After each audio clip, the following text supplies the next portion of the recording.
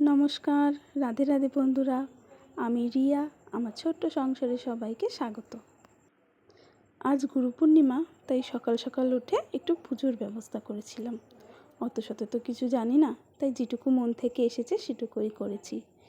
এই ফুল বেলপাতা সবগুলোকে চন্দনে ছিটা দিয়ে শুদ্ধ করে নিলাম। তারপর যেহেতু এখন শ্রাবণ মাস, তাই শিব ঠাকুরকে একটু দুধ গঙ্গা জল দিয়ে স্নান করিয়ে নিলাম। আর গোপাল ভাইকে ওই যে দুধ গঙ্গা জল ঘি মধু সব দিয়ে একটু স্নান করিয়ে নিলাম। তারপর গোপাল ভাইকে জামা কাপড় পরিয়ে কপালে তিলক চন্দন এঁকে গোপাল ভাইকে সুন্দর করে সাজিয়ে নিয়েছিলাম।